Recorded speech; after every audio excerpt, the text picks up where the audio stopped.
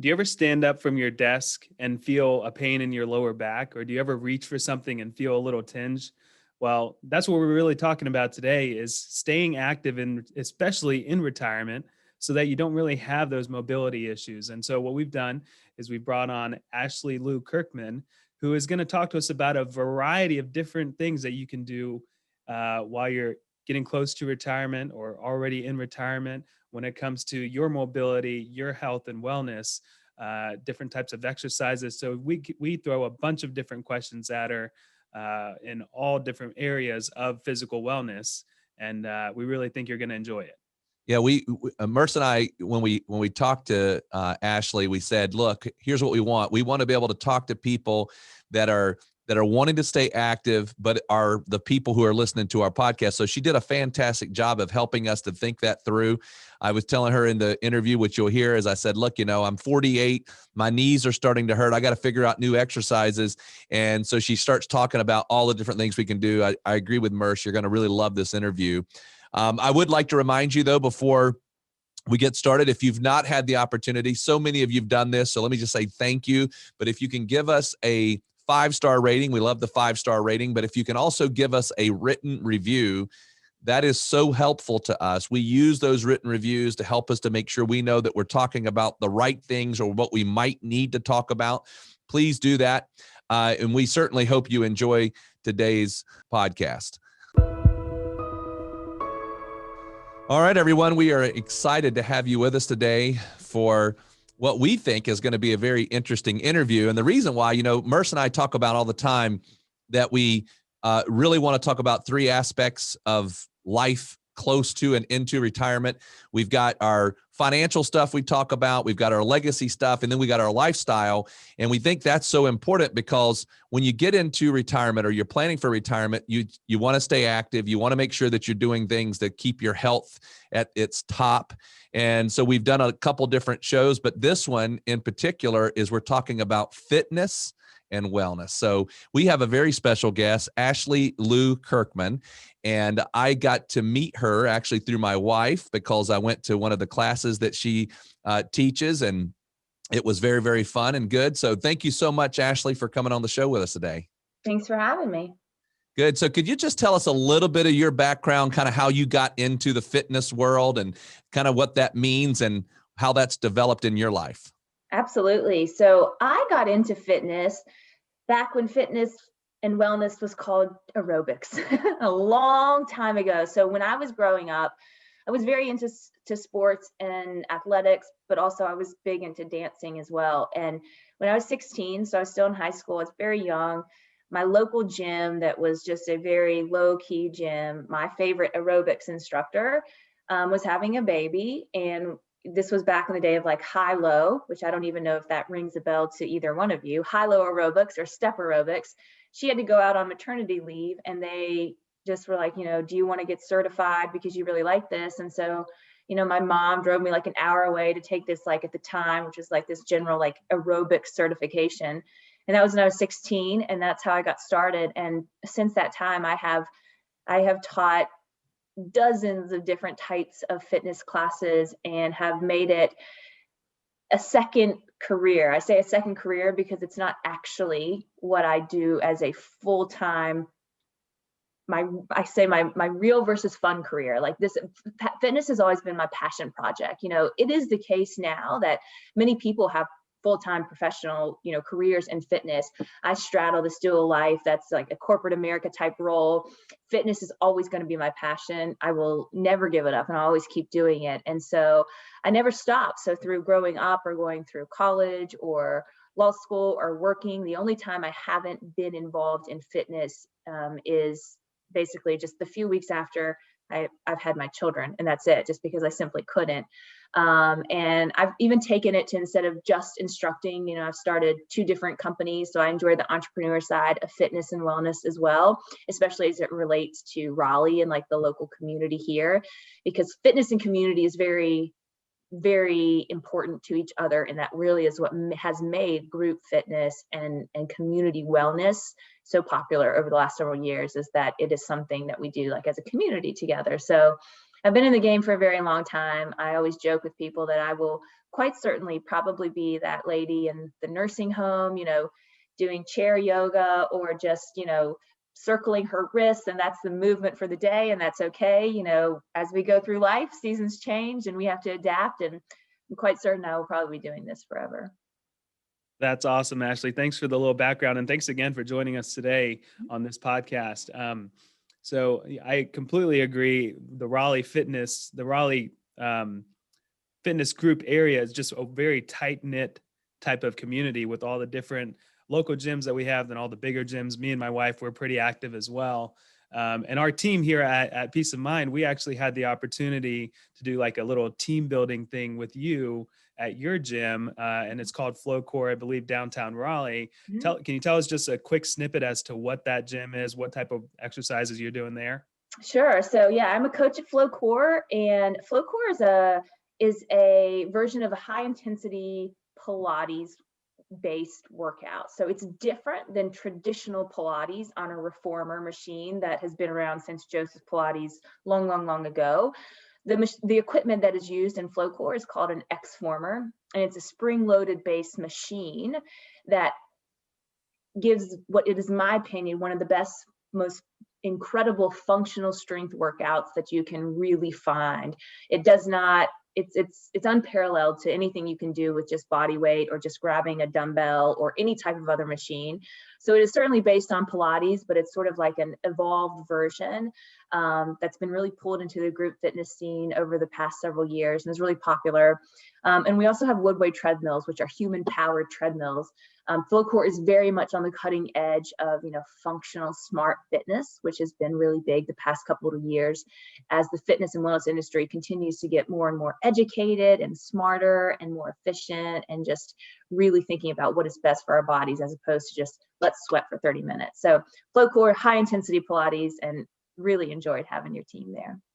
Well, good. Well, so what we wanted to do, and we talked to you about this prior to this interview, is the most of our clients that are becoming clients or listeners to this show, we talk to people about getting ready for and living through retirement. So most of our listeners are around 55 years of age and older. Okay. And so we kind of want to talk to you a little bit about fitness and wellness around that age group.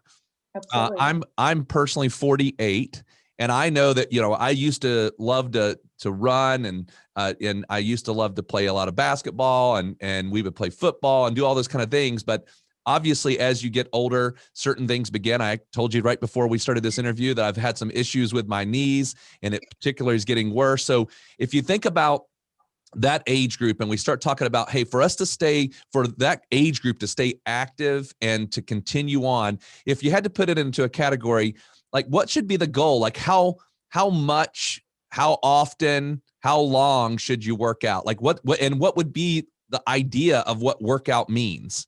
Right.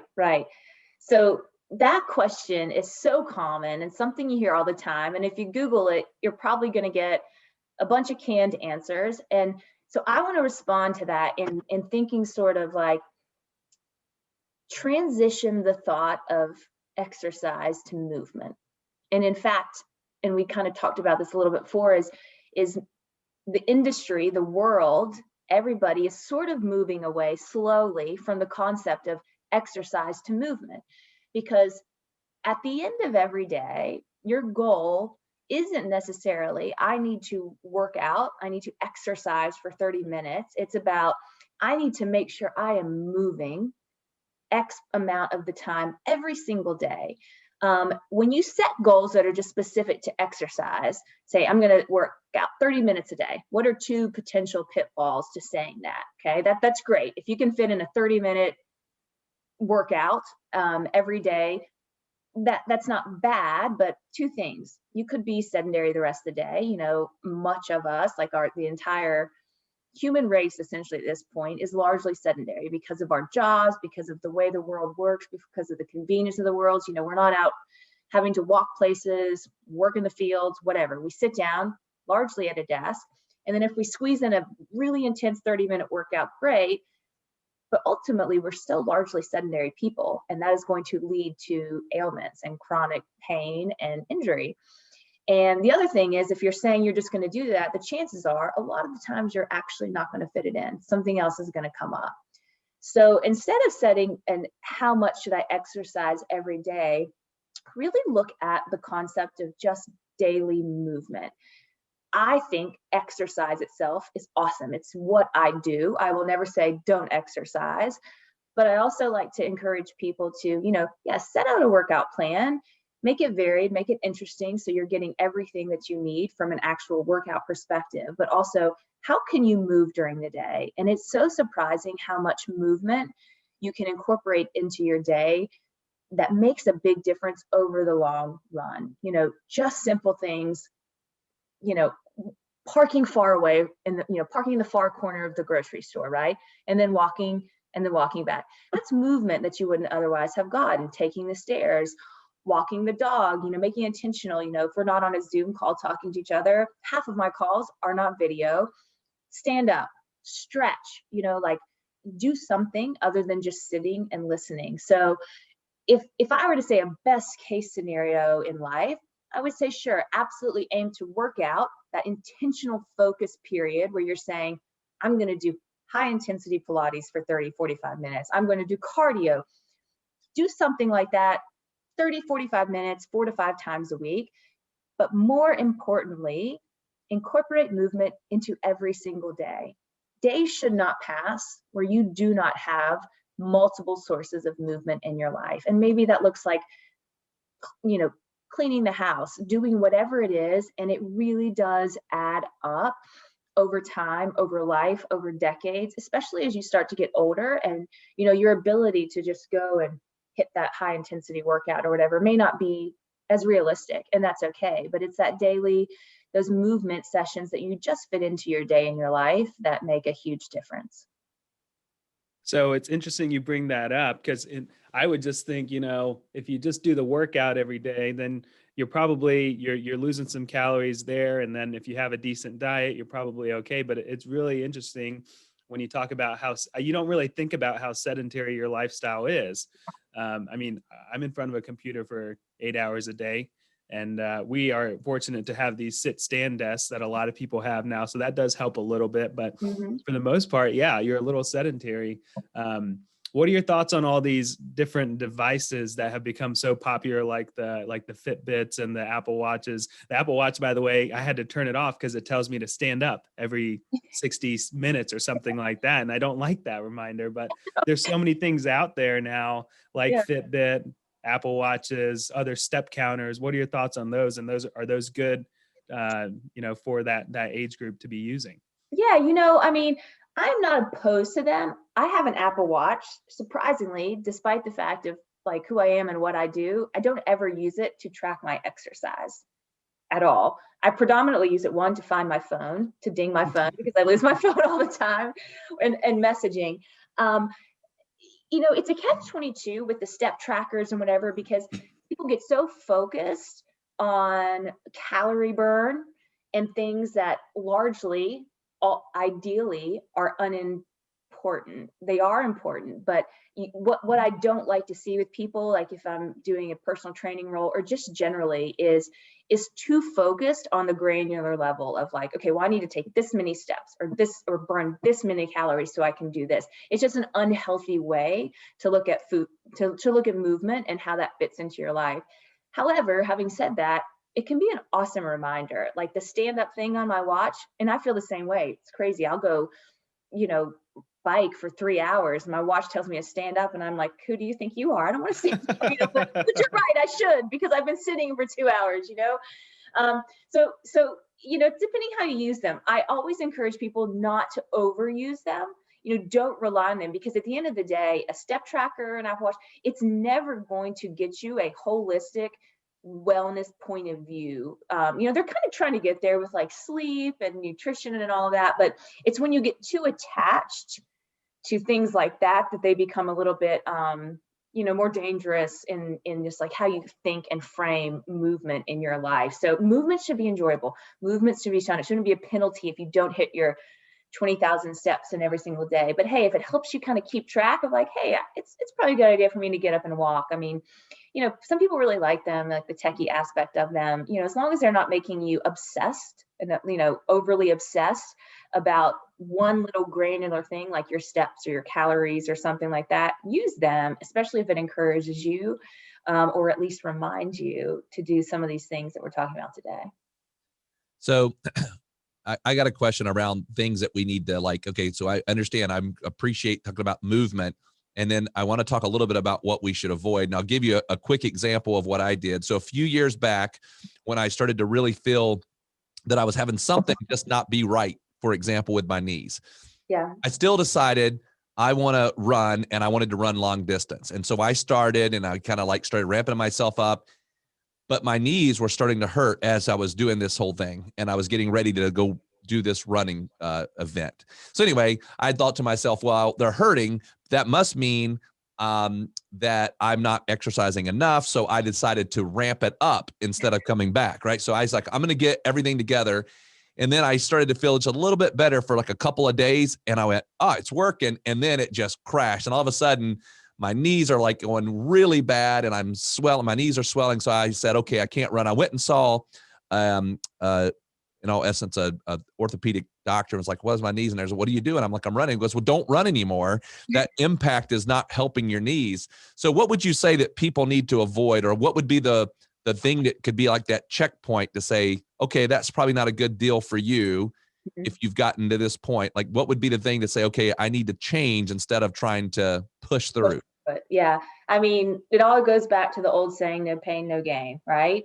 Like, ditch that. Like, I don't care what age you are, no pain, no gain does not make any sense.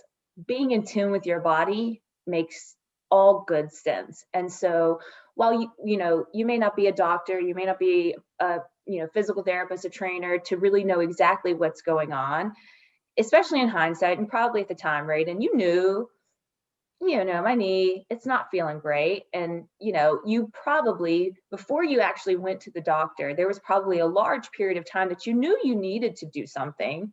You were just continuing to hope that it would go away, right? We all do it. We just assume that we're going to get better. And as we age, the likelihood of our body just miraculously healing itself gets lower and lower. And so really being in tune with your body, it's not really something to avoid, but it's something to do, is huge. If something is bothering you, if something doesn't feel right, listen to it and make sure you try to address it and figure it out before it gets to the point where you need surgery or you can no longer do activities that you enjoy. Also, a couple other things to actually, avoid is doing too much too soon. A lot of people get really motivated at certain times. Maybe it's the beginning of the year, or maybe they just have a moment where they're like, I am going to get in shape and I'm going to be healthy. And they go out there and they just do way too much too soon. Just like with anything, any type of exercise you have to gradually get your body used to it. There's nobody that can just jump into anything quickly. I'll use an example, because since you guys have been to FloCore, we have had professional athletes come in that look exactly like you would expect a professional athlete to look, as strong as anybody that's walked through the door, that essentially cannot even hold themselves up on the machine in certain positions and are have the risk of hurting their muscles or straining something because they're not used to that. So it's all about listening to your body, being in tune with your body, and treating it with respect when you're trying to do something new. Another thing to avoid is too much repetition of the same thing. So even if, say, you are active, the pitfall for most people, they get into a routine because a routine is comfortable. A routine feels good. You like it. Maybe your thing is running. People love the feeling that running gives them. They get this runner's high. They love it. But what happens if you do the same type of movement every day for a year, 5 years, 10 years, say you've been doing it for 20 years, something has got to give, and you're going to have an injury associated with that if that's all that you do. I'm sure we'll get into this a little bit more later, but different ways of movement is the number one essential thing that I will preach to anybody. Is I want you to move, but I want you to move in a ton of different ways. And not only is that more effective for what you're trying to do, whether it's gain strength or get healthier, but it's also so functional. It's going to help your body, be able to respond to whatever life gives you. We don't have a choice to choose, usually if we get injured, if we fall, or if we tweak something, or we twist the wrong way, it's because our body's not used to moving in that manner. Because what do we usually do? How do we usually move? Forward and backwards, and forward and backwards. And that's not how life works. Life is not forward and backwards. It's three-dimensional, and we should be moving as such. The other thing to avoid that I always like to tell people is don't fall into the trap of like the trendy fitness bandwagon. Right. Like there's so much out there, and many of the time they mean well, but it's also a multi-billion-dollar industry. So just like anything else, there's going to be a lot of garbage out there. And if it sounds too good to be true, it is. And especially if you're new to the, to getting back into like movement and exercise, start with really trusted sources. So that it's something that actually makes sense. And if you're going to commit the time and effort to a program or a particular type of workout or new routine, then make sure it's going to be worth it. And so just don't jump on any fitness bandwagons unless you're really sure that they're going to be effective and safe. Yeah, I think I have been guilty of doing that at times. And I would do pretty much everything that you said that you're not supposed to do, which is I jump on it and I say, all right, I'm going to do this every single day. And either I get tired of it, I hurt myself, or I just don't see results. But so I completely agree. You got to build up to something, and then you got to find what works for you. So sticking with that, say we've got, a client or anyone that's listening 55 and up, and they have those joint issues. They have like the lower back issues, and that's deterring them from doing the workout that they know, which is maybe just going for a walk or getting on the treadmill. So there's been a lot of different, and I would say more innovative workouts that have popped up that are more lower, lower impact. Yep. What are some of those that you would recommend? Like, I know I have a Peloton bike at the house, and I think the spinning motion is very low impact, but there's probably some negatives to that. But overall, what are some of your favorite type of lower impact styles of working out? Right. Yeah. So before I give you some examples, I think an important distinction to help everyone understand is the difference between impact and intensity, right? So low impact essentially means it is an activity, it is a movement where you are always going to be grounded at some point. You're not going to be boom, boom, for lack of a better explanation. So high impact is running, jumping, you're coming up and coming down, and the stressors of having that gravitational pull down. And so that's impact. So you're right. Yes, indoor spinning, things like that are going to be low impact because you're always grounded. Granted, you're grounded on a pedal, but you're grounded. Intensity is the level of either strength or cardiovascular or whatever fitness measurement you're using, how intense, how hard, how much you're stressing your physiological portion of yourself during the workout. So while something can be low intensity and low impact, it can be high intensity and high impact, or it can be low intensity and high impact. Or vice versa, right? So those two, impact and intensity, they can really cross. So that's beautiful because as we age, or even if you're younger with an injury, you can find various lower impact exercises that you can still achieve higher intensity. So for example, flow core would be a low impact exercise, but high intensity because of the muscular fatigue that you two both experienced on that machine. It wasn't easy. The intensity was high, but the impact was low. There's no pounding. For a cardiovascular perspective, now I will say I am biased because my passion is indoor cycling. And so there's nothing better to me because you can get that intensity, that heart rate, that cardiovascular boost as high as your body will allow with zero impact. So you're grounded. there's stressors if you're not riding properly, of course, on your knees to your back or whatever, but it is not the same as going for a run and what your body feels like after a run than after it gets off a bike. However, your heart rate, your cardiovascular output could be exactly the same. So from a cardio perspective, I love an indoor bike, or if you just generally think about anything you might find in a gym, a treadmill, if you're just walking, is great. That's going to be low impact, low intensity, which is perfect on some days or maybe always for you. Elliptical machines are going to be the same in that regard. If you're off sort of in a piece of equipment, walking outside, of course, is great. But I'm also a huge advocate of yoga. I think yoga is fantastic. It makes you move in ways and in spheres and planes that you would not otherwise move. It helps with mobility in general in so many wonderful ways. And fortunately, yoga gained a lot of popularity over the past decade, and it's kind of stayed there because luckily it's perceived as trendy. So then it stays popular, so more people do it. But yoga is fantastic. And then also just general strength training, because that's going to be something that no matter what your mobility, capabilities might be, if you can't go out and run, fine, you're still going to be able to strength train at whatever level you're capable of. So those are some things that I think are really great.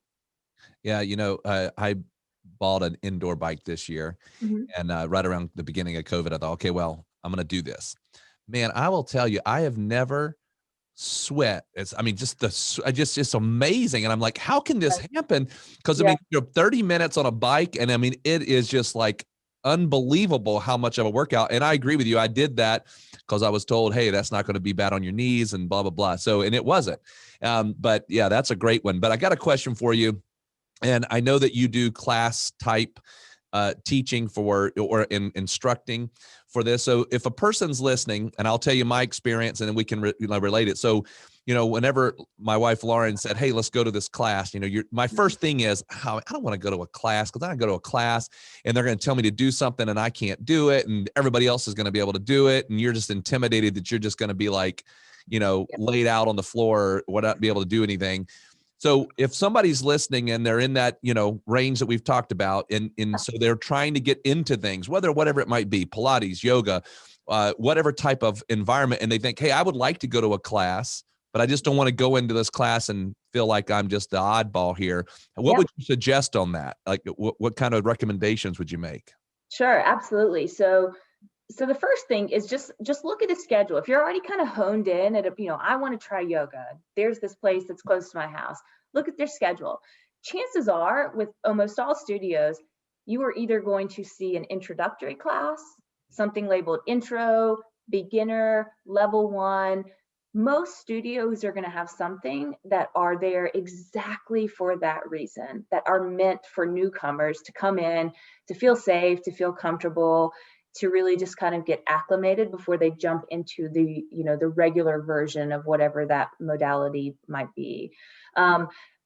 Talking to the instructor, if you don't see that, or even if you do, when you go up, talking to the instructor, fitness professionals now are very, very well trained, and they're trained in not only what they do, but also in customer service.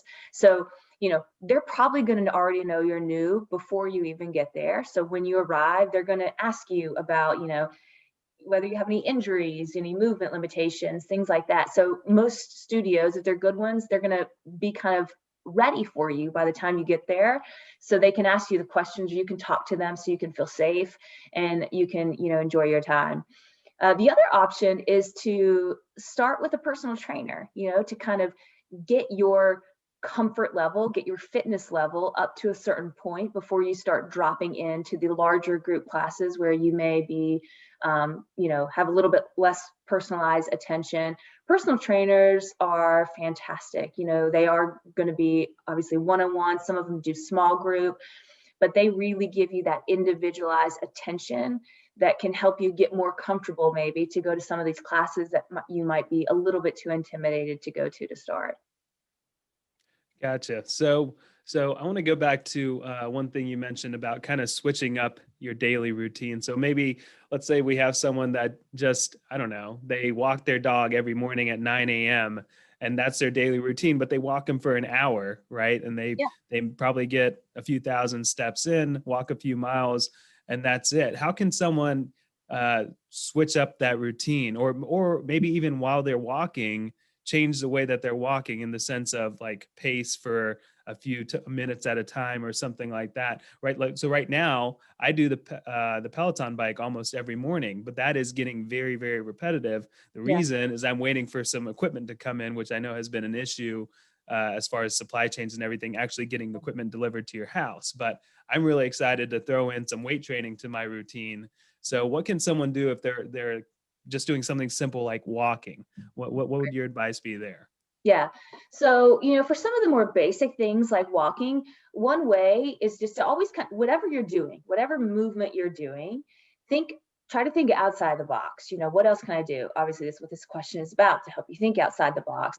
Something like walking is, of course, first thing is to switch up your intensity, right? Switch up your speed. Try to go a little faster, try to be more mindful of like what you're doing, getting your arms involved, moving more of your body. I like to refer to our bodies as our machines, right? And to remind people, whether we're moving in something simplistic like everyday life or walking the dog, or whether you're in a hardcore workout, your body is your machine and it is all connected. So when you're moving, move big, increase your intensity, pick up your pace a little bit over your hour walk, you're going to feel that change.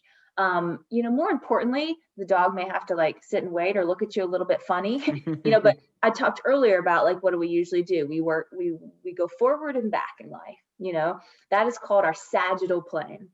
And so every opportunity possible, I like to get out of my sagittal plane. So what that means is we have a transverse plane, which means it basically cuts your body in half from the top and the bottom. So anything rotational and twisting. And here's a fun fact. I can't remember the percentage, but it is a frightening large majority of people in any given day never once rotate. Rotate right now, Raiden. First, rotate your body. Have you done that yet today? I haven't. I'm tight. See, isn't that wild to think that like in any given day, sometimes we don't even rotate our spine. We are so geared to this front and back movement, which is crazy. The other plane is our frontal plane. So like any type of movement from side to side. So if you're out walking, you know what?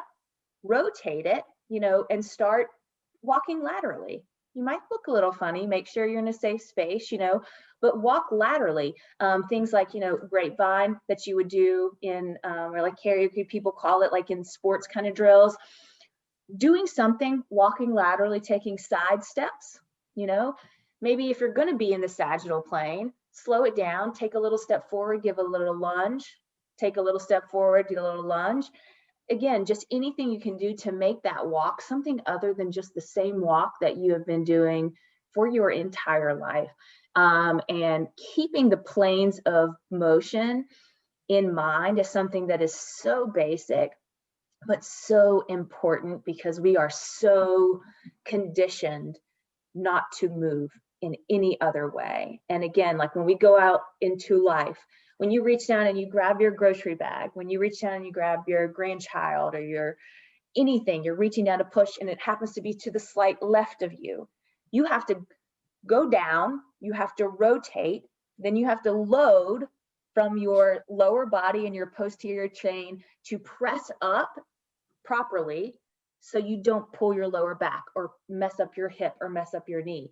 And that is why we pull our lower back or mess up our hip or mess up our knee, is because we're not conditioned to move in a functional, smart way. And that's functional, smart fitness at its core, and pushing people outside of that normal day-to-day life. So if you're just walking, or even if you're just going around the house, you're doing house cleaning, say you're running the vacuum cleaner, make some intentional steps side to side, make some rotational steps.